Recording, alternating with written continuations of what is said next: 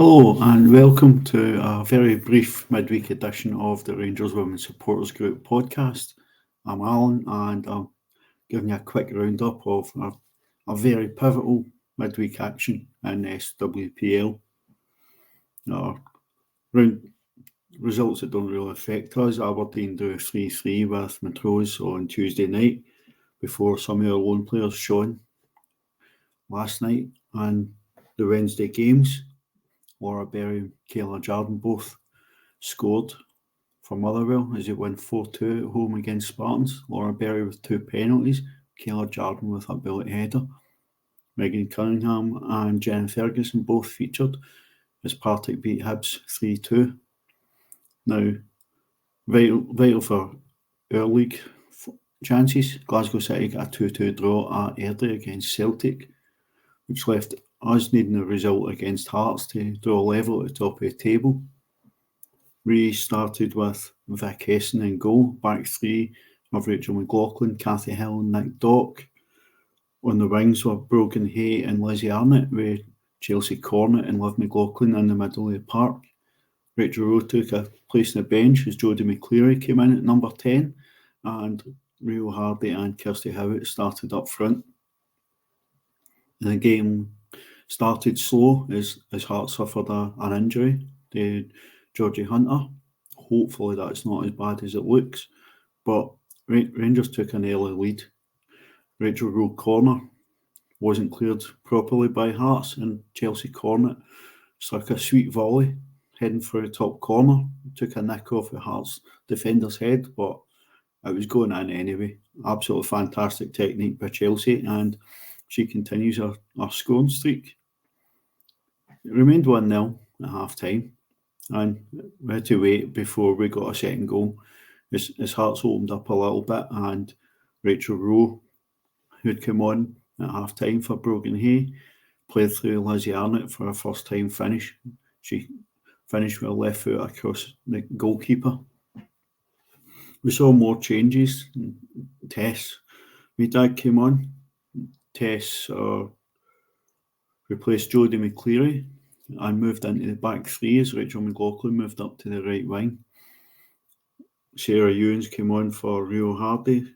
Jane Ross came on for Kirsty Howitt, and then Libby Banks also came on for Liv McLaughlin to complete her subs. And it was Libby herself who completed the scoring, getting on the end of a chance just at the end of the game. So, absolutely pivotal result. It takes us level and points at the top of the table. However, we remain 13 goals behind.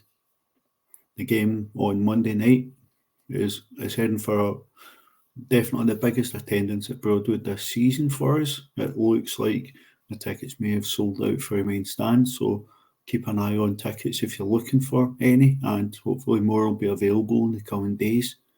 If you can, get along on Monday. It's a terrible kick-off time, midday on a Monday, but any support is absolutely vital for our team.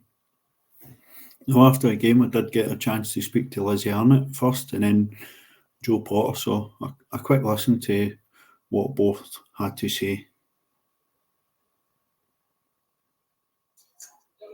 Yeah. Just here.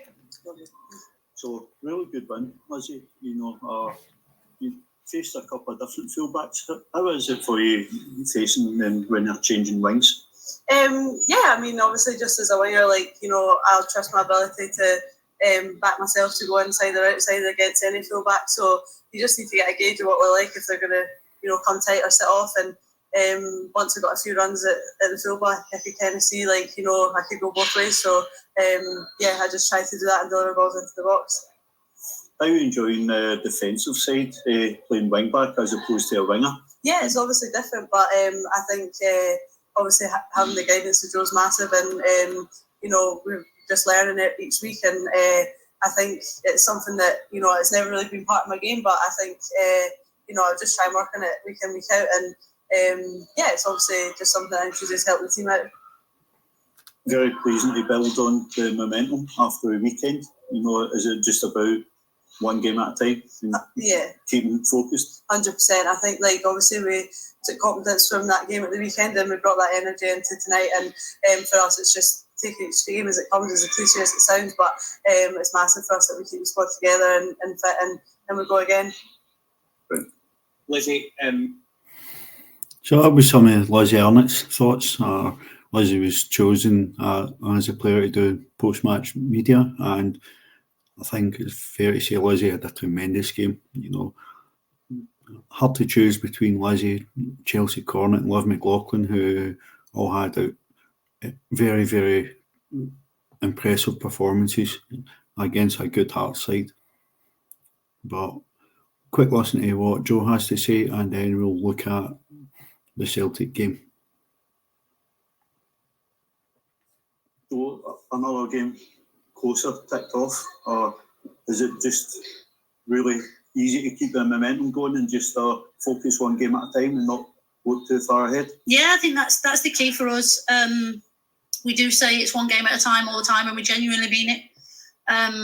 We knew this was a big game tonight, and we knew we needed 3 points. So it's a big tick off for us, and it's a job done. But as you say, there's always another big one around the corner. So, you know, every next game's a big game, and you know, it's a big one on Monday.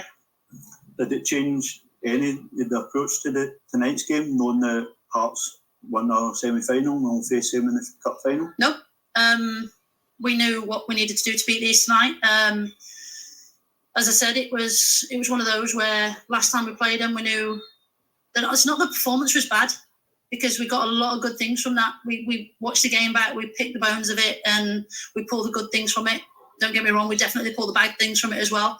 But you don't want to dig at certain players and strikers too much to say, you know, you've got to finish these chances. But what we did was we got on the training pitch and we created those scenarios again, and we give them a little bit extra detail, and that's my job, you know, to put right the wrongs and help them and give them the tools to change it and make them better. So I think you can see the difference tonight. We've pulled it with 3 very good goals and look comfortable again.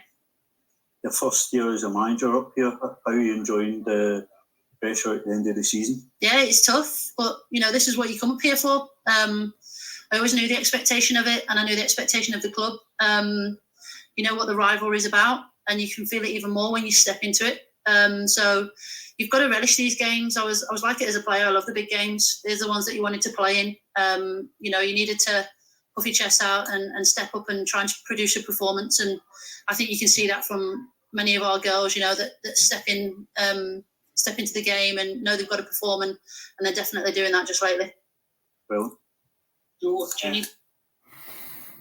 So that was Joe speaking to me after a game. You know, she continued to answer questions with the media, you know, and Joe was full of praise for the players up for nominations for the PFA Writers Player of the Year, although she was quick to deflect any praise for herself being nominated for Manager of the Year.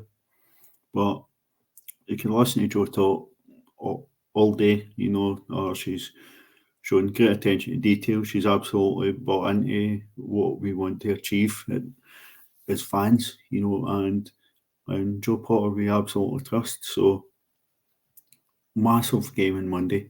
You know, hope to see as many of you there as possible. And if you do see any of us that are usually on the podcast or in the group, come and say hello.